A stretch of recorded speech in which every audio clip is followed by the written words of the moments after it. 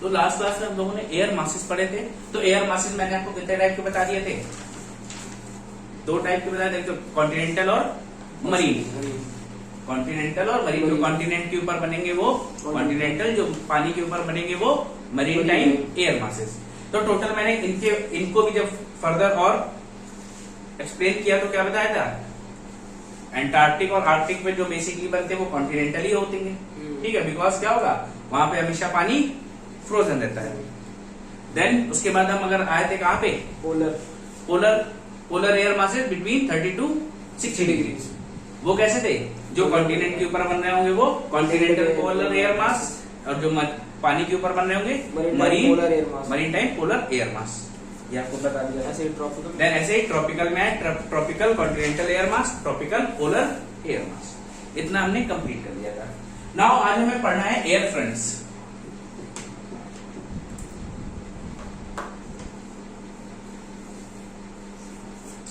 तो आपने क्या देखा था? Suppose this is 30 degree,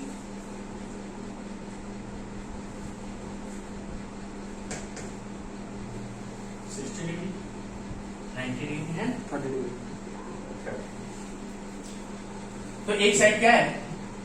warm air mass है, और दूसरी side cold air mass. Cold इधर होगा कोल्ड इधर होगा, कुछ भी कर सकते हैं। हाँ कोल्ड इधर, हाँ कोल्ड इधर कोल्ड एयर मास होगा, इधर वार्म एयर मास। तो दोनों में क्या है? कोल्ड है और ये वार्म है। दोनों में प्रेशर का क्या होगा? फर्क होगा, डिफरेंस होगा। इसमें कम होगा, इसमें ज्यादा। एक में प्रेशर ज्यादा होगा, एक में प्रेशर कम होगा। हाई प्रेशर डिफरेंस होता है।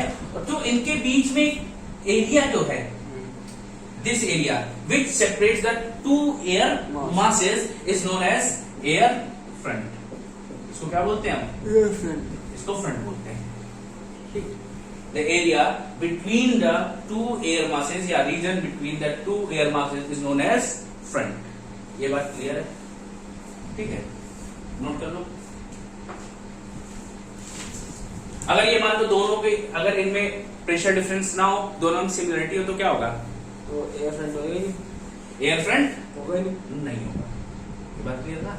इधर से क्या है, एक कंट्री से दूसरी कंट्री में जाओ, दोनों की कंडीशन सिमिलर है, तो क्या फील होगा तुम्हें? कुछ नहीं फील होगा। लेकिन वही दूसरी कंट्री में, पर इंडिया में थे तो कोई दिक्कत नहीं, आप आराम से टहल लेते, चले गए। वहीं पाकिस्तान पहुंचे तो क्या हुआ?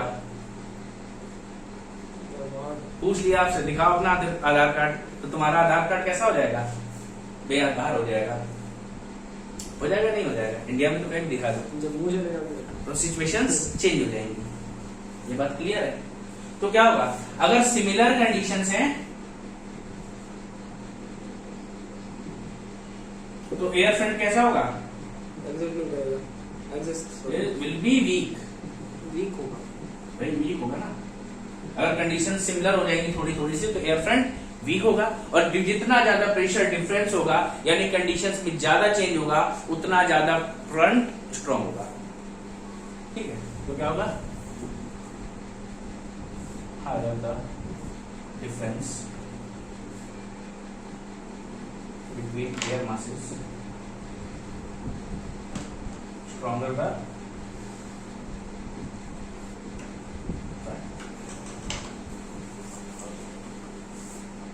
नोट कर लो। Next the type of air front, ठीक है। ये बात पहले तो आपको ये समझ में आएगा ना, एयर फ्रंट होता क्या है? The area between the 2 air masses या region between the 2 air masses is known as air front.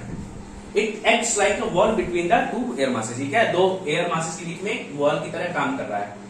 But अगर ये 2 एयर मासेस में सिमिलरिटी होगी तो क्या होगा? एयर फ्रंट वीक होगा। एयर फ्रंट वीक होगा, और जितना ज्यादा इनमें डिफरेंस होगा, प्रेशर डिफरेंस होगा, उतना ज्यादा ही क्या होगा? एयर फ्रंट स्ट्रांग होगा। ये बात तो क्लियर है, इसमें कोई इश्यू नहीं। देन हम बात करते हैं टाइप में। टाइप में जैसे आपका क्या था? ग्रेडियंट होता था। What is gradient?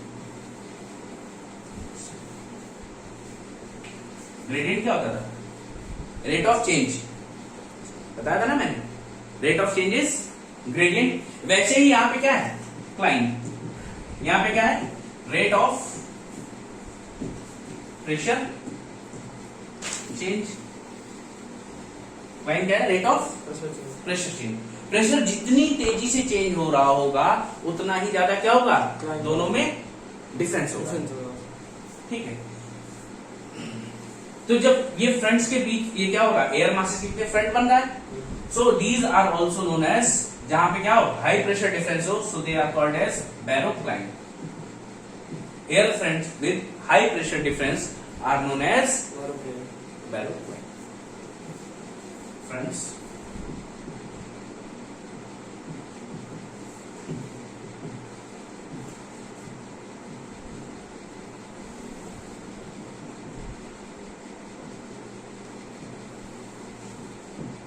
बैरोक्लाइंब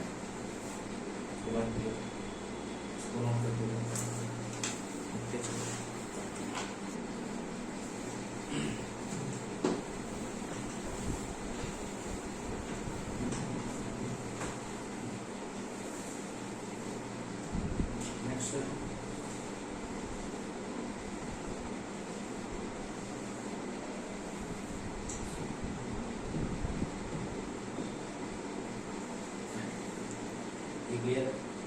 तो यहाँ पे जो एयर मासेस होते हैं वो कैसे होते हैं, पोलर, सॉरी आर्कटिक और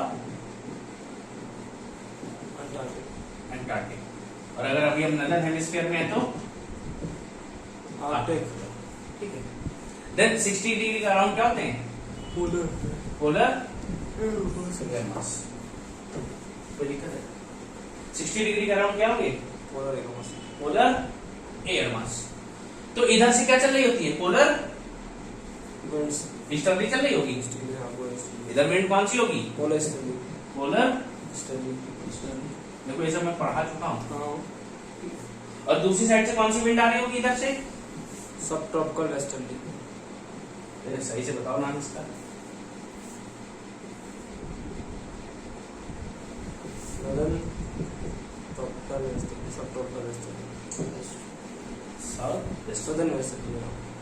साउथ से आ रही। तो जो पोलर ईस्टर्ली है और सदर्न वेस्टर्ली है, ये कहां पे मीट कर रही हैं, 60 डिग्री पे अपीयर होती है कि they are meeting at 60 degree latitude. ठीक। और इनके बीच में क्या है, there is high pressure difference between easterlies and westerlies. ये मान लो कि यहाँ पे क्या है, आर्कटिक पोल एयर मास है और यहाँ पे क्या है, पोलर एयर मास है। दोनों के बीच में क्या होगा, high pressure difference. High pressure difference है और यहाँ पे क्या होता है, ये लोग अपनी विंड्स मिलती हैं और अपने अपने सेल्स बना लेती हैं। That cells are known as, कौन कौन से मिलेगा, यहाँ पे होगा फेरल सेल होगा, यहाँ पे पोलर सेल। Polar cell. और एक और ठीक है, वो हेडली होता है, वो 0 से 30 ठीक। ये बात क्लियर है। ये फेरल सेल है, दूसरा पोलर सेल। तो ये जब विंड्स आती हैं आपस में लड़ती है तो ये क्या करती है, सेपरेटली अपने सेल्स बना लेती है। लेकिन इनके हाई प्रेशर डिफरेंस की वजह से यहाँ पे विंड मूव करना स्टार्ट करती है, याद है, ईस्ट डायरेक्शन में। दैट इज कौन सी है, पोलर फ्रंटल जेट स्ट्रीम। ठीक है। यहाँ पे क्या चल रही है, due to difference in, due to pressure difference between the polar air mass and arctic air mass. तो क्या होगा, यहाँ पे ये जो विंड्स बह रही हैं ईस्टर्लीज और वेस्टर्लीज, तो अपने सेल्स बना ही लेती हैं और इनके बीच में हाई प्रेशर डिफरेंस होने की वजह से यहाँ पे स्ट्रॉन्ग विंड चलना स्टार्ट होती है। ठीक है। That move from west to east and this wind is known as polar frontal jet stream. क्या मिली आपको, मिल गई पोलर फ्रंटल जेट स्ट्रीम। ठीक है। और किस साइड वेस्ट टू ईस्ट। ठीक है, ये बात क्लियर है। पोलर फ्रंटल जेट स्ट्रीम बन गई। यही तो मैंने बताया था, between the two cells jet streams क्या बनती हैं? बिटवीन सेल्स, हेडले, फेरल और पोलर। तो यहाँ पे आपको कौन मिलेगी? पोलर फ्रंटल जेट स्ट्रीम बनती है यहाँ पे ऐसे। ठीक है, ये क्लियर? इसमें कोई दिक्कत है अभी तक? नहीं। अब ये जो हमारा पोलर फ्रंट है, ये एरिया यही था पोलर फ्रंट भाई, ये जो रीजन है इसी को हम क्या बोल रहे हैं? Polar front.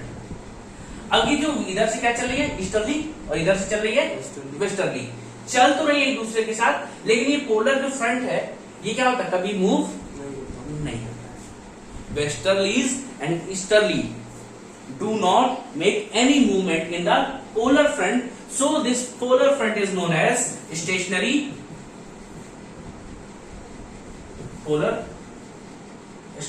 front। क्या बोलेंगे इसको?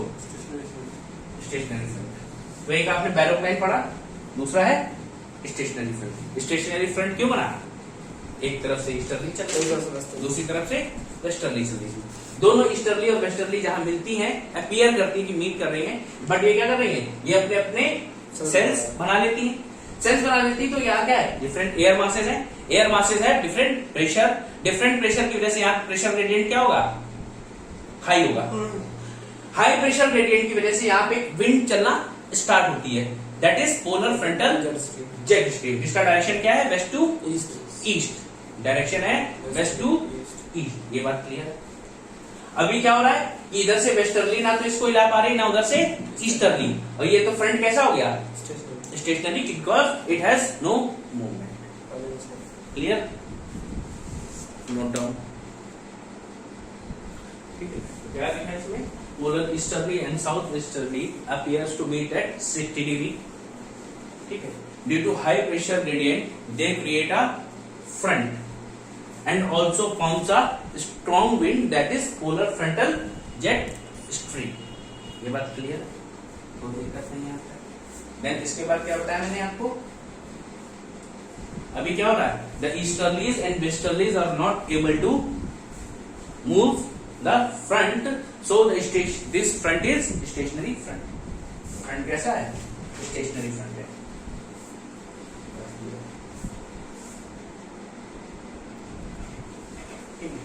ये कर लिया। इसके बाद देखो,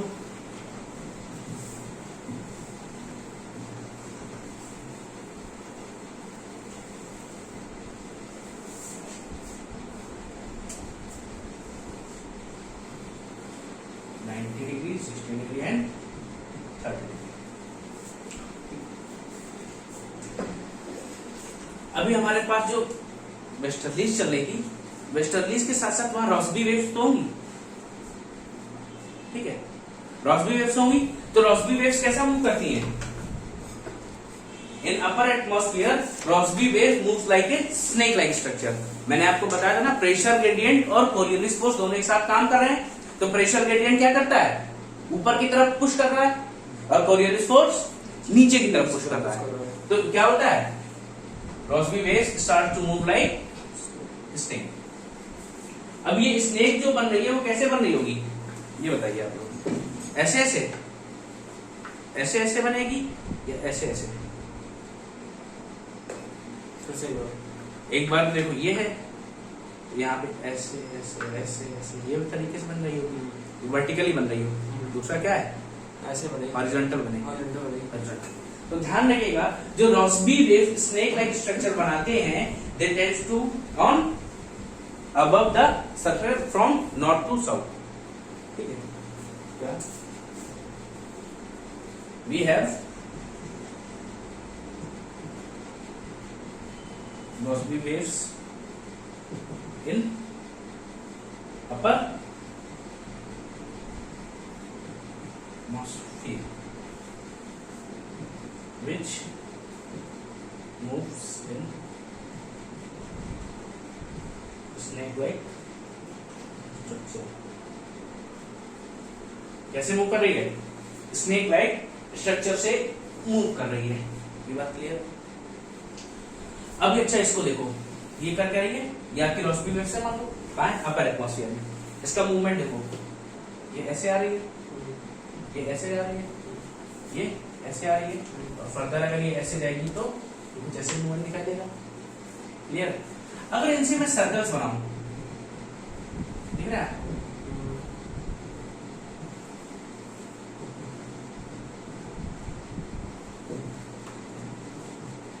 तो इनकी मूवमेंट कैसी है?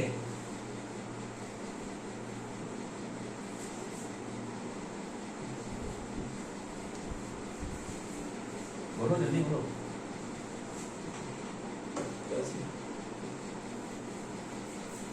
ये कैसे जा रहा है?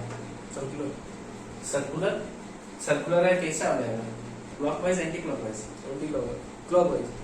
ये तो क्लॉकवाइज है ना। Number 1 clockwise. क्लॉकवाइज। ये कैसे जा रहा है? Anti clockwise. Anti clockwise. ये क्लॉकवाइज। क्लॉकवाइज, और ये क्लॉकवाइज। Anti clockwise. साइक्लोनिक तो ये बात तो क्लियर है ना।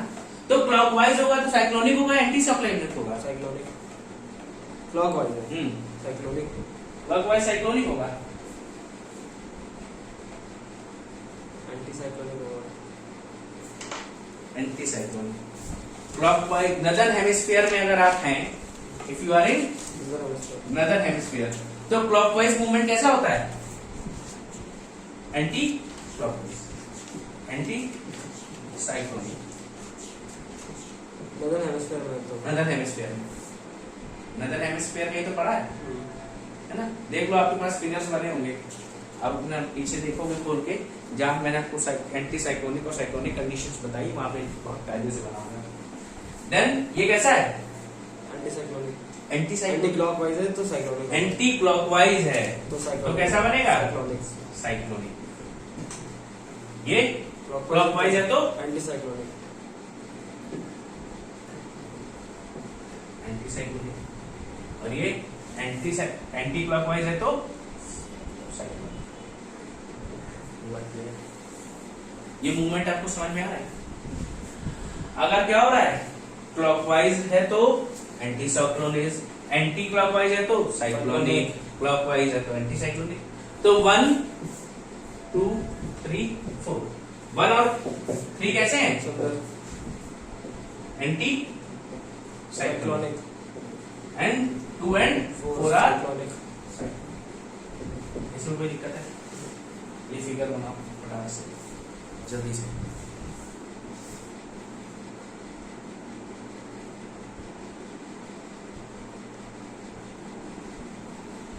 तो अभी आपने क्या देखा, ये जेट स्ट्रीम क्या कर रही थी? अल्टरनेटिवली एक क्लॉकवाइज बना रही है, एक एंटी क्लॉकवाइज बना रही है, एक क्लॉकवाइज एक एंटी क्लॉकवाइज फॉर्मेशन कर रही है। ये बात क्लियर है? It is done by polar frontal jet stream. Polar frontal jet stream में क्या किया? It forms anti alternative clockwise and anti clockwise movement in upper atmosphere. ये बात क्लियर है? अपर एटमॉस्फेयर में क्लॉकवाइज और एंटी क्लॉकवाइज मूवमेंट हो रहे होंगे। अभी देखो, जब क्लॉकवाइज मूवमेंट हो रहे होंगे तो प्रेशर कैसा होगा? हाई या लो? अपर एटमॉस्फेयर में प्रेशर हाई होगा। प्रेशर हाई होगा। हाई होगा। अगर अपर एटमॉस्फेयर प्रेशर हाई है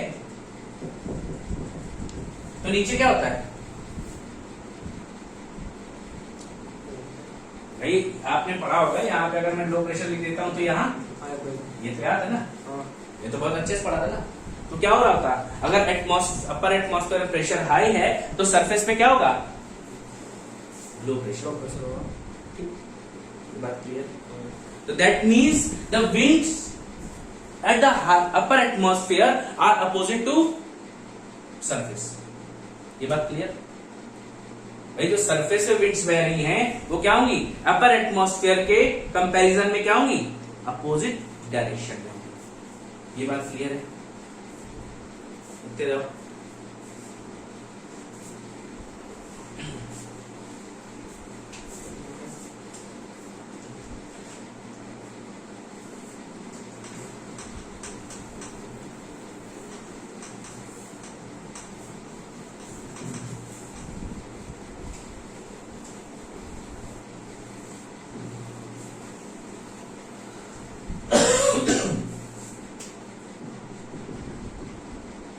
सपोज करो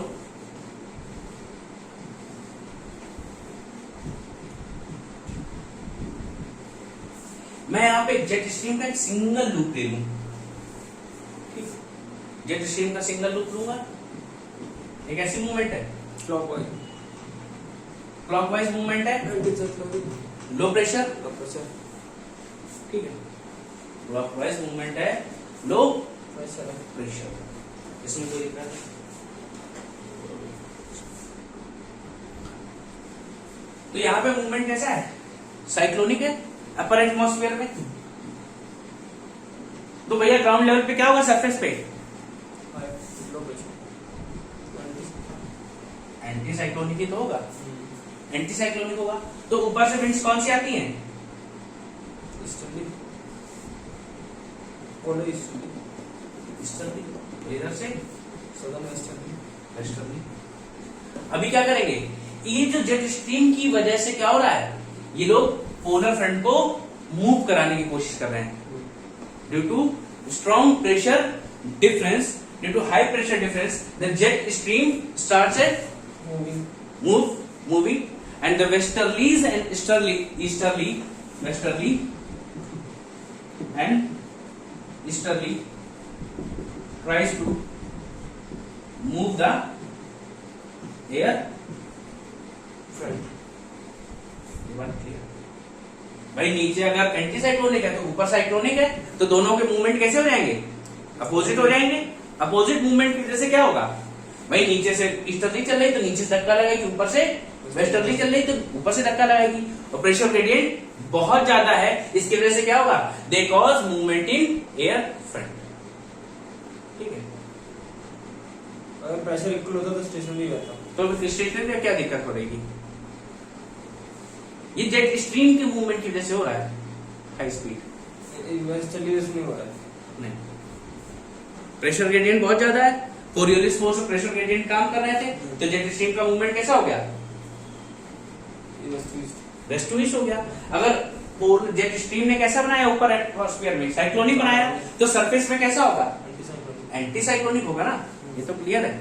और दोनों के मूवमेंट जब अपोजिट हैं तो क्या कर रहे होंगे, नीचे से चल रही है वेस्टर्ली, ऊपर से ईस्टर्ली, तो दोनों एक दूसरे धक्का लगाएंगे ना, ठीक है। In this way the westerlies and easterly tries to move the air front. इसको नोट करो, एयर फ्रंट को मूव कराओ, नोट कर लेना। If the movement in upper atmosphere is cyclonic,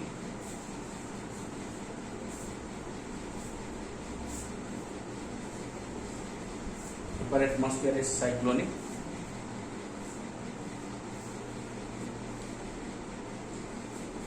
then the movement at the surface will be anticyclonic.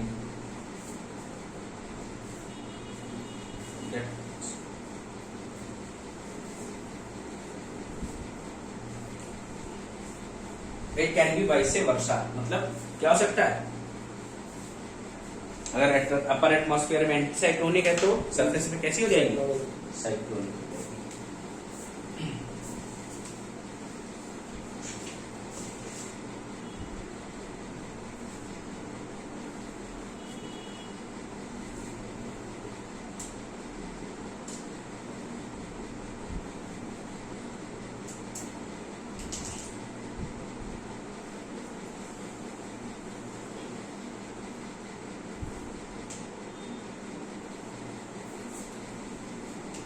ठीक है, ये बात क्लियर है।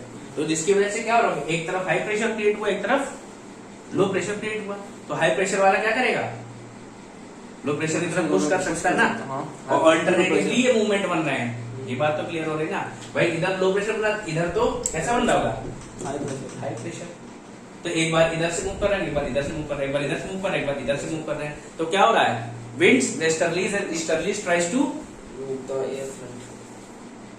मूव द एयर फ्रंट, ये बात क्लियर है। और वेस्टर्ली किस साइड कर रही है, westerly moves the air front to east, east and westerly easterly moves the air front westward, moves the air front westward. अभी तो क्लियर है। इसमें डाउट होगा, अगर इसमें डाउट है तो फिर से बता देंगे। ठीक है, ये समझ में आ गया ना एक बार, पक्का क्लियर। तो क्या हो रहा था, due to the high pressure gradient and Coriolis force a wave like structure was created by Rossby waves. अब उस रॉसबी वेव की वजह से क्या हो रहा था, वेव लाइक स्ट्रक्चर हुआ, तो जेट स्ट्रीम भी कैसे मूव कर रही थी, जेट स्ट्रीम रॉसबी वेव्स के अंदर ही है। तो क्या हुआ, एक वेव लाइक स्ट्रक्चर बना। अब वेव लाइक स्ट्रक्चर, तो जहां साइक्लोनिक है वहां मैकेनिकल लो प्रेशर, जहां एंटी साइक्लोनिक है वहां मैकेनिकल हाई प्रेशर। अभी मैंने आपको पहले ही बता रखा था, अगर सरफेस पे लो प्रेशर है तो एटमॉस्फेयर में हाई प्रेशर होगा, हाई प्रेशर होगा। That means conditions at the surface and upper atmosphere are completely opposite. ठीक है, तो भैया यहाँ पे साइक्लोनिक मूवमेंट हो रहा होगा तो नीचे एंटी साइक्लोनिक, एंटी साइक्लोनिक हो रहा है, दैट मीन्स क्या होगा, नीचे हाई प्रेशर है ना, हाई प्रेशर क्या करेगा, ऊपर की तरफ पुश करने लगेगा, लो की तरफ। फिर थोड़ा आगे बढ़े, अल्टरनेटिवली हमें क्या मिला, हाई प्रेशर मिला।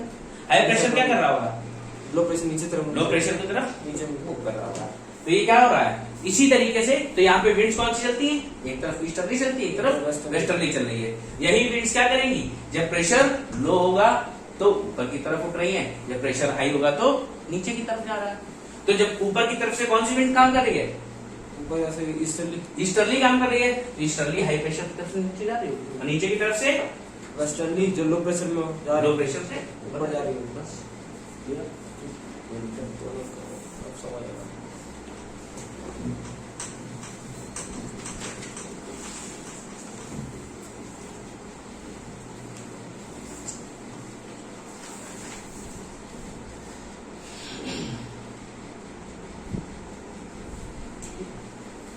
या हम लोग ये भी लिख सकते हैं, कहां से जा रही होगी,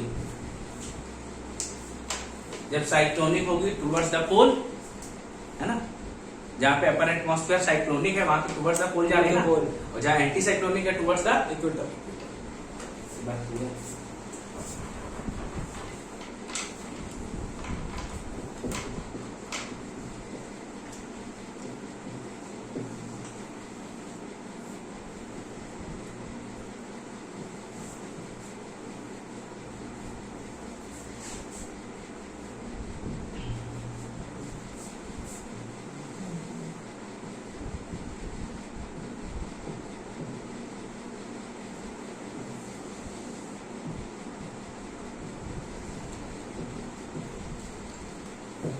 वार्म एयर मास और कोल्ड एयर मास।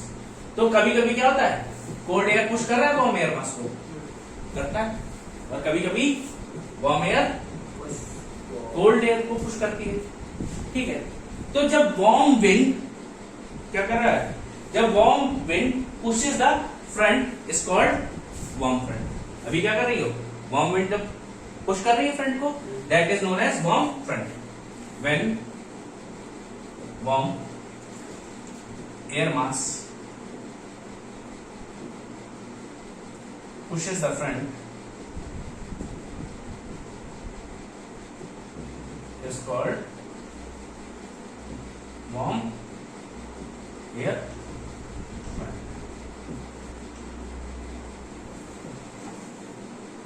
क्या बना रही है, warm air front बना रही है। Then similarly when cold air mass pushes the front,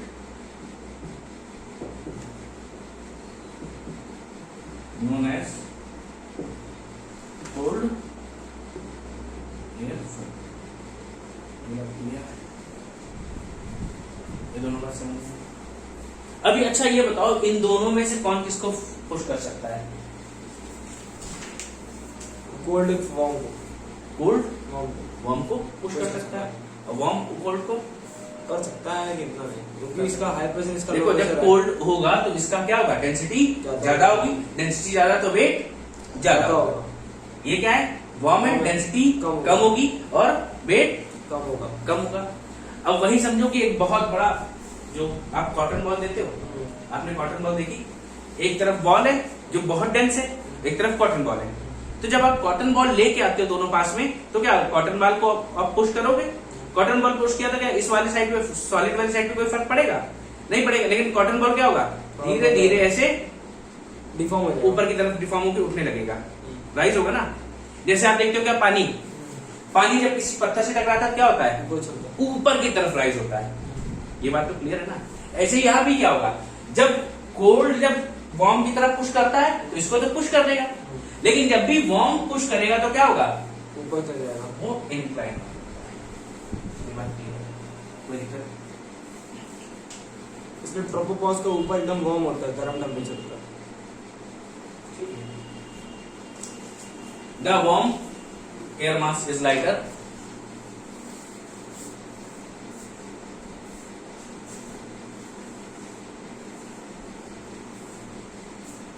and the cold air mass is heavier.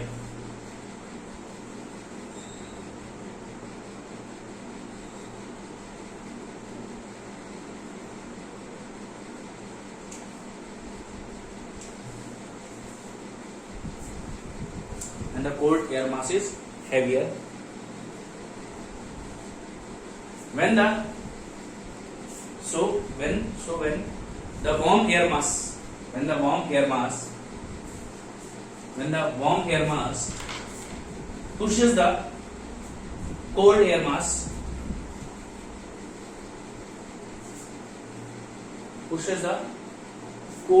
mass,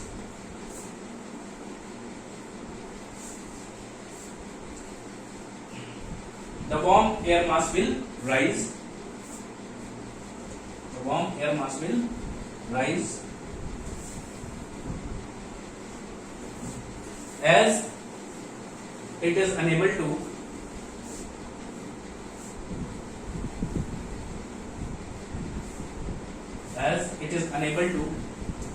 push the cold air front. As it is unable to push the cold air front.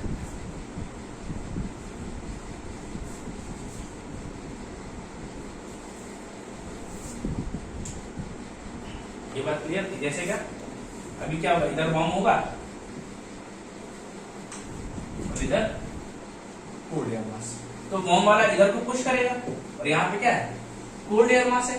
तो जैसे जैसे ये push करेगा ये सीधे न जाके कैसे हो जाएगा, इस तरीके से इंक्लाइन हो जाएगा ना। भाई ये सीधे न जाके क्या होने लगेगा, धीरे धीरे ये ऊपर की तरफ बढ़ेगा। वर्टिकली अगर आप किसी भारी चीज को पुश करो तो क्या होगा, आप झुक जाते हो ऐसे। ये तो होता है ना कि आप ऊपर की तरफ बढ़ रहे हो लेकिन वो ऑब्जेक्ट अपनी जगह खड़ा रहेगा। नोट कर लो, ठीक है।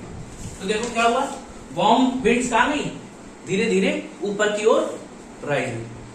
जैसे जैसे विंड राइज होंगी, राइज होने पे ऊपर इनको टेम्परेचर कैसा मिलेगा, लो मिलेगा। भाई नीचे टेम्परेचर ज्यादा है, ऊपर टेम्परेचर लो है, तो कैसी हो जाएंगी, कूल्ड, ठंडी होगी, मतलब कंडेंस हो जाएंगी। कंडेंस होने के बाद विल फॉर्म क्लाउड बनाएगी। Then the cloud will cause, बदलों से क्या होता है, प्रेसिपिटेशन। ठीक है, जैसे जैसे विंड्स ऊपर जाएंगी, ऊपर जाने के बाद क्या हो जाएंगी, ठंडी होंगी, ठंडी हो रही दैट मीन्स कंडेंस्ड हुई, कंडेंस होने के बाद क्लाउड बनाएंगी, क्लाउड बनाने से उनमें क्या होगा, प्रेसिपिटेशन होगा। ठीक है, मैं जरूरी है प्रेसिपिटेशन हो, जरूरी तो है प्रेसिपिटेशन हो, मतलब होगा तो इसी से ही होगा, ना नहीं होगा। फिर वो तो नीचे पानी की मात्रा डिपेंड करेगी ना प्रेसिपिटेशन के लिए। प्रेसिपिटेशन के लिए सिचुएशन बताई ना मैंने तुमको, ये बात क्लियर। अच्छा, दूसरी बात आपको याद है, आपके पास सरफेस पे कैसा मूवमेंट था, एंटीसाइक्लोनिक।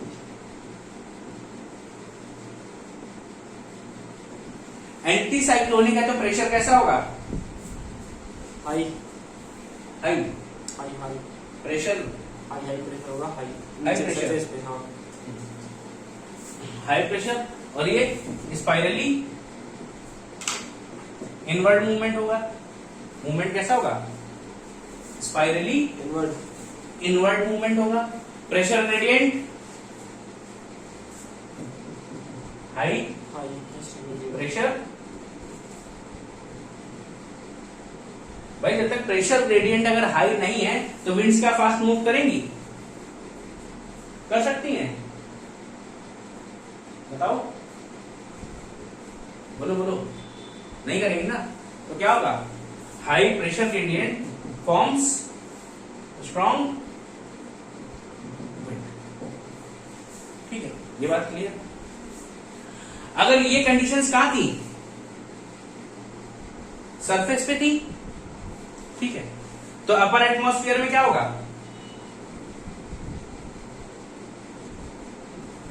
अपर एटमॉस्फेयर में क्या बन रहा होगा? एंटी साइक्लोनिक की जगह क्या बनेगा? साइक्लोनिक बनेगा। वहां भी प्रेशर ग्रेडियंट क्या होगा? High pressure gradient. और यही तो स्ट्रॉन्ग विंड्स बना रहे होंगे। ये भी तो स्ट्रॉन्ग विंड बनाएंगे कि नहीं बनाएंगे? अगर प्रेशर ग्रेडियंट हाई है तो विंड्स कैसे होंगे? स्ट्रॉन्ग होंगे। कोई दिक्कत है यहाँ पे?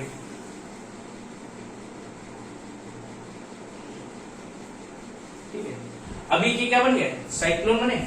अगर ये साइक्लोन्स बने, अगर ये फ्रंटल रीजन में है तो नोन एज फ्रंटल साइक्लोन। क्या होंगे? फ्रंटल रीजन में है तो फ्रंटल साइक्लोन। टेम्परेट रीजन में है तो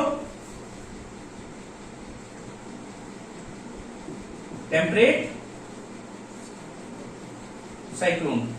last one is tropical region में है तो एक्स्ट्रा ट्रॉपिकल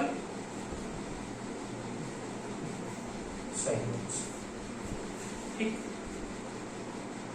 क्लियर? नहीं, क्या हुआ? आपके पास सरफेस पे एंटी साइक्लोनिक विंड थी, एंटी साइक्लोनिक मूवमेंट था, तो वो कैसे होगी? Spirally invert. Pressure gradient high, high pressure gradient होगा तो क्या बनाएंगी? स्ट्रॉन्ग विंड्स बनेंगी।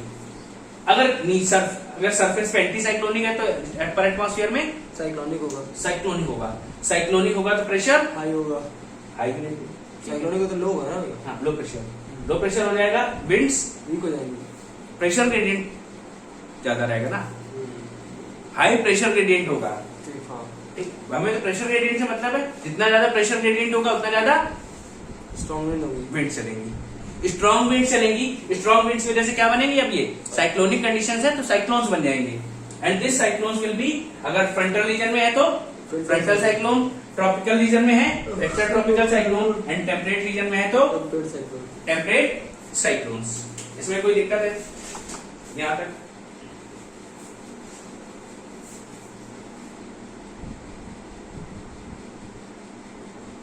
ठीक है, अब इसके आगे का जो भी बात है वो नेक्स्ट क्लास में करेंगे।